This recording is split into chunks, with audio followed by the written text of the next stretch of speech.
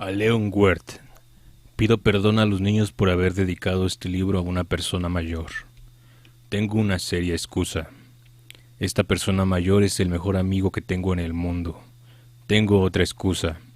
Esta persona mayor es capaz de entenderlo todo, hasta los libros para niños. Tengo una tercera excusa. Esta persona mayor vive en Francia, donde pasa hambre y frío. Verdaderamente necesita consuelo. Si todas estas excusas no bastasen, bien puedo dedicar este libro al niño que una vez fue esta persona mayor. Todos los mayores han sido primero niños, pocos lo recuerdan. Corrijo, pues, mi dedicatoria. A Leon Wirth, cuando era niño. 1.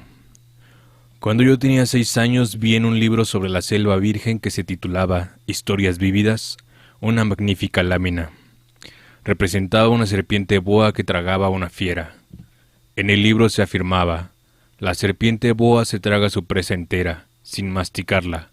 Luego ya no puede moverse y duerme durante los 6 meses que dura su digestión. Reflexioné mucho en ese momento sobre las aventuras de la jungla y a mi vez logré trazar con un lápiz de colores mi primer dibujo. Mi dibujo número 1 era de esta manera. Enseñé mi obra de arte a las personas mayores y les pregunté si mi dibujo les daba miedo. ¿Por qué habría de asustar un sombrero?, me respondieron. Mi dibujo no representa un sombrero, representa una serpiente boa que digiere a un elefante. Dibujé entonces el interior de la serpiente boa a fin de que las personas mayores pudieran comprender. Siempre estas personas tienen necesidad de explicaciones. Mi dibujo número 2 era así. Las personas mayores me aconsejaron abandonar el dibujo de serpientes boas, ya fuera abiertas o cerradas, y poner más interés en la geografía, la historia, el cálculo y la gramática. De esta manera, a la edad de 6 años, abandoné una magnífica carrera de pintor. Había quedado desilusionado por el fracaso de mis dibujos número 1 y número 2. Las personas mayores nunca pueden comprender algo así por sí solas, y es muy aburrido para los niños tener que darles una y otra vez explicaciones. Tuve, pues, que elegir otro oficio, y aprendí a pilotear aviones. He volado un poco por todo el mundo y la geografía, en efecto, me ha servido de mucho. El primer vistazo podía distinguir perfectamente la China de Arizona. Esto es muy útil, sobre todo si se pierde uno durante la noche. A lo largo de mi vida he tenido multitud de contactos con multitud de gente seria. Viví mucho con personas mayores y las he conocido muy de cerca, pero esto no ha mejorado mi opinión sobre ellas. Cuando me he encontrado con alguien que parecía un poco lúcido, lo he sometido a la experiencia de mi dibujo número 1, que he conservado siempre. Quería saber si verdaderamente era un ser comprensivo. E invariablemente me contesta siempre: es un sombrero. Me abstenía de hablarles de la serpiente boa, de la selva virgen y de las estrellas. Poniéndome a su altura, les hablaba del bridge, del golf, de política y de corbatas. Y mi interlocutor se quedaba muy contento de conocer a un hombre tan razonable. 2. Viví así, solo, nadie con quien poder hablar verdaderamente, hasta cuando hace 6 años tuve una avería en el desierto de Sahara. Algo se había estropeado en el motor.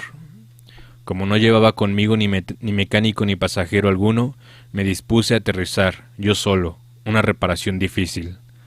Era para mí una cuestión de vida o muerte, pues apenas tenía agua de beber para 8 días. La primera noche me dormí sobre la arena, a unas 1000 millas de distancia del lugar habitado más próximo. Estaba más aislado que un náufrago en una balsa en medio del océano. Imagínense, pues, mi sorpresa cuando al amanecer me despertó una extraña vocecita que decía: «Por favor, píntame un cordero». «¿Eh? Píntame un cordero». Me puse en pie de un salto como herido por el rayo. Me froté los ojos. Miré a mi alrededor. Vi a un extraordinario muchachito que me miraba gravemente. Ahí tienen el mejor retrato que más tarde logré hacer de él, aunque mi dibujo, ciertamente, es menos encantador que el modelo, pero no es mía la culpa. Las personas mayores me desanimaron de mi carrera de pintor a la edad de 6 años, y no había aprendido a dibujar otra cosa que boas cerradas y boas abiertas. Miré, pues, aquella aparición con los ojos redondos de admiración. No hay que olvidar que me encontraba a unas 1000 millas de distancia del lugar habitado más próximo. Y ahora bien, el muchachito no me parecía ni perdido ni muerto de cansancio, de hambre, de sed o de miedo. No tenía en absoluto la apariencia de un niño perdido en el desierto a 1000 millas de distancia del lugar habitado más próximo. Cuando logré por fin articular palabra le dije: «Pero, ¿qué haces tú por aquí?». Y él respondió entonces suavemente como algo muy importante: «Por favor, píntame un cordero». Cuando el misterio es demasiado impresionante, es imposible desobedecer. Por absurdo que aquello me pareciera, a 1000 millas de distancia de todo lugar habitado y en peligro de muerte, saqué de mi bolsillo una hoja de papel y una pluma fuente. Recordé que yo había estudiado especialmente geografía, historia, cálculo y gramática, y le dije al muchachito, ya un poco malhumorado, que no sabía dibujar. «No importa», me respondió, «píntame un cordero». Como nunca había dibujado un cordero, rehice para él uno de los 2 únicos dibujos que yo era capaz de realizar, el de la serpiente boa cerrada, y quedé estupefacto cuando oí decir al hombrecito: «No, no, yo no quiero un elefante en una serpiente. La serpiente es muy peligrosa y el elefante ocupa mucho sitio. En mi tierra es todo muy pequeño. Necesito un cordero. Píntame un cordero». Dibujé un cordero. Lo miró atentamente y dijo: «No, ese está ya muy enfermo. Haz otro». Volví a dibujar. Mi amigo sonrió dulcemente con indulgencia. «¿Ves? Esto no es un cordero, es un carnero. Tiene cuernos». Rehice nuevamente mi dibujo. Fue rechazado igual que los anteriores. «Este es demasiado viejo. Quiero un cordero que viva mucho tiempo». Falto ya de paciencia y deseoso de comenzar a desmontar el motor, garrapateé rápidamente este dibujo, se lo enseñé y le agregué: «Esta es la caja. El cordero que quieres está adentro». Con gran sorpresa mía, el rostro de mi joven juez se iluminó. «Así es como yo lo quería. ¿Crees que sea necesaria mucha hierba para este cordero?». «¿Por qué?». «Porque en mi tierra todo es tan pequeño». Se inclinó hacia el dibujo y exclamó: «Bueno, no tan pequeño. Está dormido». Y así fue como conocí El Principito. 3. Me costó mucho tiempo comprender de dónde venía. El Principito, que me hacía muchas preguntas, jamás parecía oír a las mías. Fueron palabras pronunciadas al azar, las que poco a poco me revelaron todo.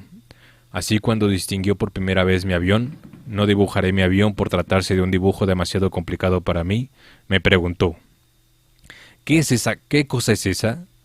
«Eso no es una cosa, eso vuela. Es un avión, mi avión». Me sentí orgulloso de decirle que volaba. Él entonces gritó: «¿Cómo? ¿Has caído del cielo?». «Sí», le dije modestamente. «Ah, qué curioso». Y el Principito lanzó una graciosa carcajada que me irritó mucho. «Me gustan que mis desgracias se tomen en serio», y añadió: «Entonces, ¿tú también vienes del cielo? ¿De qué planeta eres tú?». Divisé una luz en el misterio de su presencia y le pregunté bruscamente: «¿Tú vienes, pues, de otro planeta?». Pero no me respondió. Movió lentamente la cabeza mirando detenidamente mi avión. «Es cierto que encima de eso no puedes venir de muy lejos». Y se hundió en un ensueño durante largo tiempo. Luego, sacando de su bolsillo mi cordero, se abismó a la contemplación de su tesoro. Imagínense cómo me intrigó esta semiconfidencia sobre los otros planetas. Me esforcé, pues, en saber algo más.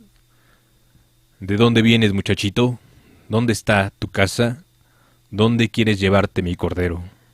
Después de meditar silenciosamente me respondió: «Lo bueno de la caja que me has dado es que por la noche le servirá de casa». «Sin duda. Y si eres bueno te daré también una cuerda y una estaca para atarlo durante el día». Esta proposición pareció chocar al Principito. «¿Atarlo? ¡Qué idea más rara! Si no lo atas se irá quién sabe a dónde y se perderá». Mi amiguito soltó una nueva carcajada. «¿Y a dónde quieres que se vaya?». «No sé, a cualquier parte. Derecho, camino adelante». Entonces el Principito señaló con gravedad: «No importa, es tan pequeña mi tierra».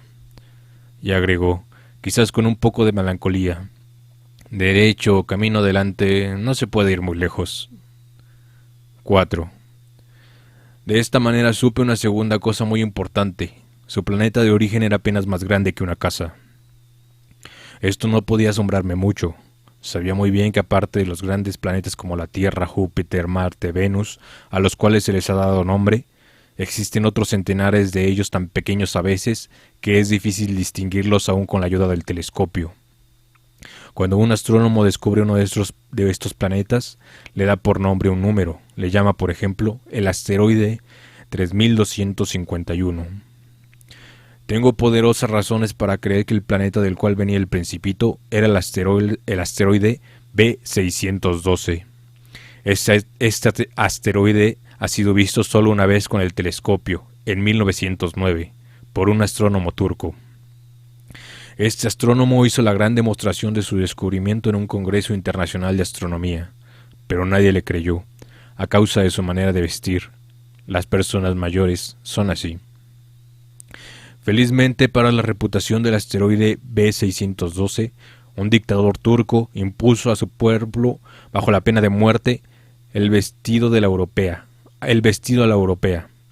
Entonces el astrónomo volvió a dar cuenta de su descubrimiento en 1920, y como lucía un traje muy elegante, todo el mundo aceptó su demostración.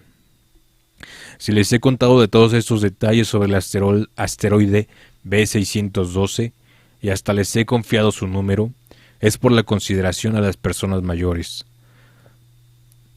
A los mayores les gustan las cifras. Cuando se les habla de un nuevo amigo, jamás preguntan sobre lo esencial del mismo. Nunca se les ocurre preguntar: ¿qué tono tiene su voz? ¿Qué juegos prefiere? ¿Le gusta coleccionar mariposas? Pero en cambio preguntan: ¿qué edad tiene? ¿Cuántos hermanos? ¿Cuánto pesa? ¿Cuánto gana su padre? Solamente con estos detalles creen conocerle. Si les decimos a las personas mayores: he visto una casa preciosa de ladrillo rosa, con geranios en las ventanas y palomas en el tejado, jamás llegarán a imaginarse cómo es esa casa. Es preciso decirles: he visto una casa que vale 100,000 pesos. Entonces exclaman entusiasmados: ¡oh, qué preciosa es! De tal manera, si les decimos: la prueba de que el Principito ha existido está en que era un muchachito encantador, que reía y quería un cordero. Querer un cordero es prueba de que se existe. Las personas mayores se encogerían de hombros y nos dirían que somos unos niños. Pero si les decimos: el planeta de donde venía el Principito era el asteroide B612, quedarán convencidas y no se preocuparán de hacer más preguntas. Son así. No hay por qué guardarles rencor. Los niños deben ser muy indulgentes con las personas mayores. Pero nosotros sabemos comprender la vida. Nos burlamos tranquilamente de los números. A mí me habría gustado más comenzar esa historia a la manera de los cuentos de hadas. Me hubiera gustado decir: era una vez un principito que habitaba un planeta apenas más grande que él, y que tenía necesidad de un amigo. Para que aquellos que comprendan la vida, esto hubiera parecido más real. ¿Por qué no me gusta que mi libro sea tomado a la ligera? Siento tanta pena al contar estos recuerdos. Hace ya 6 años que mi amigo se fue con su cordero, y si intento describirlo aquí, es solo con el fin de no olvidarlo. Es muy triste olvidar a un amigo. No todos hemos tenido un amigo. Y yo puedo llegar a ser como las personas mayores, que solo se interesan por las cifras. Para evitar esto he comprado una caja de lápices de colores. Es muy duro a mi edad ponerse a aprender a dibujar, cuando en toda la vida no se ha hecho otra tentativa que la de una boa abierta y una boa cerrada, a la edad de 6 años. Ciertamente yo trataré de hacer retratos lo más parecido posibles, pero no estoy muy seguro de lograrlo. Uno saldrá bien y otro no tiene parecido alguno. En las proporciones me equivoco también un poco. Aquí el Principito es demasiado grande y allá demasiado pequeño. Dudo también sobre el color de su traje. Titubeo sobre esto y lo otro, y unas veces sale bien y otras mal. Es posible, en fin, que me equivoque sobre ciertos detalles muy importantes. Pero habrá que perdonármelo, ya que mi amigo no me daba nunca muchas explicaciones. Me creía semejante a sí mismo, y yo, desgraciadamente, no sé ver un cordero a través de una caja. Es posible que yo sea un poco como las personas mayores. He debido envejecer. 5. Cada día yo aprendía algo nuevo sobre el planeta, sobre la partida y sobre el viaje. Esto venía suavemente al azar de las reflexiones. De esta manera tuve conocimiento al tercer día del drama de los baobabs. Fue también gracias al cordero y como preocupado por una profunda duda, cuando el principito me preguntó: ¿es verdad que los corderos se comen los arbustos? Sí, es cierto. Ah, qué contento estoy. No comprendí por qué era tan importante para él que los corderos se comieran los arbustos, pero el principito añadió: entonces se comerá también los baobabs. Le hice comprender al principito que los baobabs no son arbustos, sino árboles tan grandes como iglesias, y que incluso si llevase consigo todo un rebaño de elefantes, el rebaño no lograría acabar con un solo baobab. Esta idea del rebaño de elefantes hizo reír al principito. Habría que poner a los elefantes unos sobre otros, y luego añadió juiciosamente: los baobabs, antes de crecer, son muy pequeñitos. Es cierto, pero ¿por qué quieres que tus corderos coman los baobabs? Me contestó: bueno, vamos, como si hablara de una evidencia. Me fue necesario un gran esfuerzo de inteligencia para comprender por mí mismo este problema. En efecto, en el planeta del Principito había, como en todos los planetas, hierbas buenas y hierbas malas. Por consiguiente, las buenas semillas salían buenas hierbas, y de las semillas malas, hierbas malas. Pero las semillas son invisibles, duermen en el secreto de la tierra, hasta que un buen día una de ellas tiene la fantasía de despertarse. Entonces se alarga extendiendo hacia el sol, primero tímidamente, una encantadora ramita inofensiva. Si se trata de una ramita de rábano o de rosal, se la puede dejar que crezca como quiera. Pero si se trata de una mala hierba, es preciso arrancarla inmediatamente en cuanto uno ha sabido reconocerla. En el planeta del Principito había semillas terribles, como las semillas del baobab. El suelo del planeta está infestado de ellas. Si un baobab no se arranca a tiempo, no hay manera de desembarazarse de él más tarde. Cubre todo el planeta y lo perfora con sus raíces. Y si el planeta es demasiado pequeño, los baobabs son numerosos, lo hacen estallar. Es una cuestión de disciplina, me decía más tarde el Principito. Cuando por la mañana uno termina de arreglarse, hay que hacer cuidadosamente la limpieza del planeta. Hay que dedicarse regularmente a arrancar los baobabs, cuando se les distingue de los rosales, a los cuales se parecen mucho cuando son pequeñitos. Es un trabajo muy fastidioso, pero muy fácil. Y un día me aconsejó que me dedicara a realizar un hermoso dibujo, que hiciera comprender a los niños de la tierra estas ideas. Si alguna vez viajan, me decía, esto podrá servirles mucho. A veces no hay inconveniente en dejar para más tarde el trabajo que se ha de hacer. Pero tratándose de los baobabs, el retraso es siempre una catástrofe. Yo he conocido un planeta habitado por un perezoso que descuidó 3 arbustos. Siguiendo las indicaciones del Principito, dibujé dicho planeta. Aunque no me gusta el papel de moralista, el peligro de los baobabs es tan conocido y los peligros que puede correr quien llegue a perderse en un asteroide son tan grandes que no vacilo en hacer una excepción y exclamar: niños, atención a los baobabs. Y solo con el fin de advertir a mis amigos de estos peligros a que se exponen desde hace ya tiempo sin saberlo, es por lo que trabajé y puse tanto empeño en realizar este dibujo. La lección que con él podía dar valía la pena. Es muy posible que alguien me pregunte por qué no hay en este libro otros dibujos tan grandiosos como el dibujo de los baobabs. La respuesta es muy sencilla. He tratado de hacerlos, pero no lo he logrado. Cuando dibujé los baobabs, Estaba animado por un sentimiento de urgencia. 6. Ah, Principito, cómo he ido comprendiendo lentamente tu vida melancólica. Durante mucho tiempo tu única distracción fue la suavidad de las puestas de sol.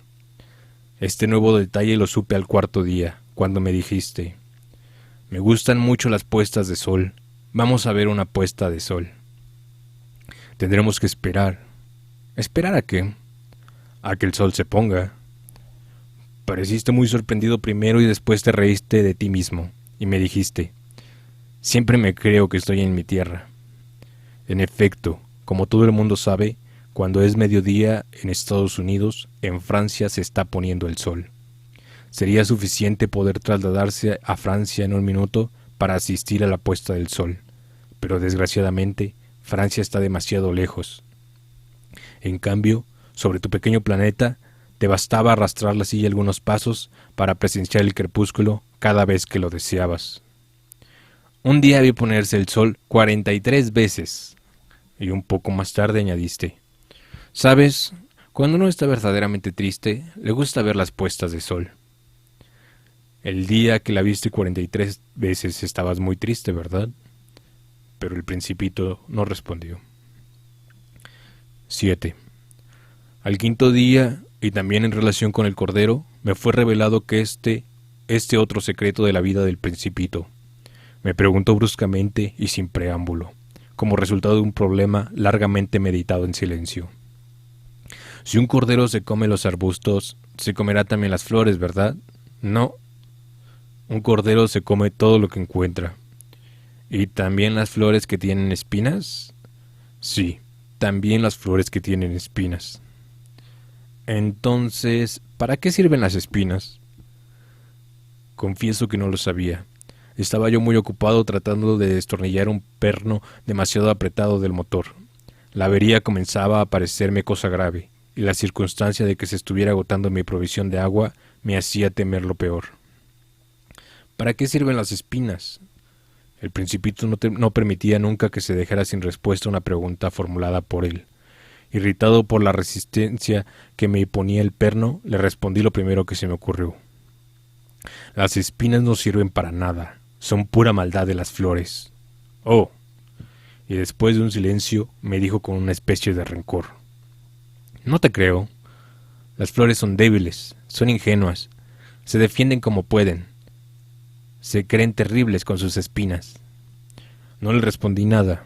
En aquel momento me estaba diciendo a mí mismo: si este perno me resiste un poco más, lo haré saltar de un martillazo.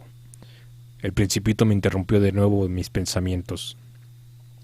¿Tú crees que las flores...? No, no creo nada. Te he respondido cualquier cosa para que te calles. Tengo que ocuparme de cosas serias.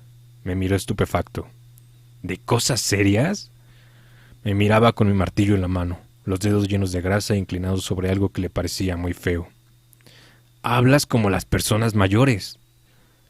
Me avergonzó un poco, pero él implacablemente añadió: Lo confundes todo, lo mezclas. Estaba verdaderamente irritado. Sacudí la cabeza agitando al viento sus cabellos dorados. Conozco un planeta donde vive un señor muy colorado, que nunca ha olido una flor, ni ha mirado una estrella y que jamás ha querido a nadie. En toda su vida no ha hecho más que sumas, y todo el día se lo pasa repitiendo como tú: yo soy un hombre serio, yo soy un hombre serio. Al parecer esto le llena de orgullo, pero eso no es un hombre, es un hongo. ¿Un qué? Un hongo. El Principito estaba pálido de cólera. Hace millones de años que las flores tienen espinas, y hace también millones de años que los corderos, a pesar de las espinas, se comen las flores. ¿Y qué no es cosa seria averiguar por qué las flores pierden el tiempo fabricando unas espinas que no les sirven para nada? ¿Es que no es importante la guerra de los corderos y las flores? No. ¿Es esto más serio e importante que las sumas de un señor gordo y colorado? Y si yo sé de una flor única en el mundo y que no existe en ninguna parte más que en mi planeta, si yo sé que un buen día un corderillo puede aniquilarla sin darse cuenta de ello, ¿es que esto no es importante? El Principito enrojeció y después continuó: Si alguien ama una flor, de la que solo existe un ejemplar en millones y millones de estrellas,